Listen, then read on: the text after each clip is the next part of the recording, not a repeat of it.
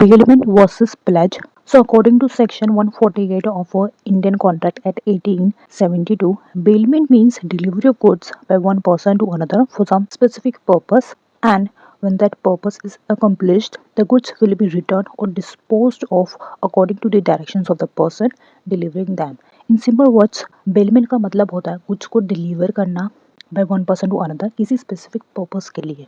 जब वो specific purpose पूरा हो जाएगा, चाहे वो स्पेसिफिक पर्पस कुछ भी हो, तो गुड्स को या तो रिटर्न कर दिया जाएगा बैक टू द बेलर या फिर उसे डिस्पोज्ड कर दिया जाएगा according to the directions of the person जो उसे डिलीवर कर रहा है। In simple words, when you give goods to someone temporarily for a specific purpose, it's a bailment. One more thing, that there is a transfer of possession, not ownership. Ownership हमेशा baler के साथ ही रहेगी. Baler is the person who delivers the goods and bail is the person who receives the good. तो यहाँ पे जो ownership रहती है वो हमेशा बेलर के साथ रहती है. पोजीशन यहाँ पे ट्रांसफर होता है, ना कि ओनरशिप. फॉर एग्जाम्पल, अगर आप अपनी कार किसी मैकेनिक को देते हो रिपेयर के लिए, तो आप बेलर हो जाओगे और वो मैकेनिक बेलिए हो जाएगा. यहाँ पे पर्पस क्या है? रिपेयर करना कार को, और जब वो कार रिपेयर हो जाएगी तो वो कार बेली आपको रिटर्न कर देगा. So this is bailment. Now in pledge, section 172 of Indian Contract Act 1872, pledge is a special kind of bailment where goods are delivered as a security for repayment of a debt or performance of a promise.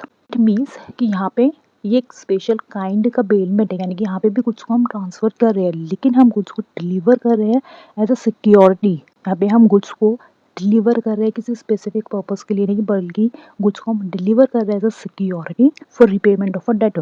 In very simple words, when goods are given to someone as security for a loan, it is called a pledge. यहाँ पर जो person उन goods को deliver करता है as a security, उसको पॉनर या फिर प्लेजर कहा जाता है, और जो पर्सन गुड्स को रिसीव करता है एज अ सिक्योरिटी, उसे पोनी या प्लेजी कहा जाता है. For example, suppose 1 lakh amount ले रहे हो बैंक से और अपने gold chain as a security उन बैंक को दे रहे हो, तो यहाँ पे आप पोनर हो जाओगे, बैंक पोनी हो जाएगा.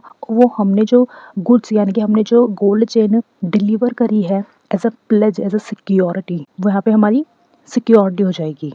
यहाँ पे अगेन पोजीशन होता है, ट्रांसफर ऑफ पोजीशन होता है. ओनरशिप हमेशा यहाँ पर ओनर के पास ही रहेगी, यानी प्लेजर के पास ही रहेगी जो उन गुड्स को डिलीवर कर रहा है. लेकिन अगर आप रिपेमेंट नहीं कर पाते उन डेट की, तो पोनी के पास ये राइट होता है कि वो आपको एक नोटिस देकर ये अलर्ट कर दे कि आपने पेमेंट नहीं करी है, तो उसके पास ये राइट है कि वो उन गुड्स को सेल कर सकता है. लेकिन अगर आपने पेमेंट कर दी है, आपने उस डेट को कम्प्लीटली रीपे कर दिया है लोन को, तो आपके पास पोजीशन वापस आ जाएगा. Now, very important thing is every pledge is a bailment, but every bailment is not a pledge. क्योंकि हमने पढ़ा है bailment एक ज़्यादा बड़ा वर्ड है और pledge एक specific kind of bailment होता है, तो इसलिए हर pledge bailment होगा लेकिन हर bailment pledge नहीं होगा. So in simple words, when you deliver goods for a specific purpose, it is known as bailment, and when you deliver the goods as a security for repayment of a debt, it is known as pledge.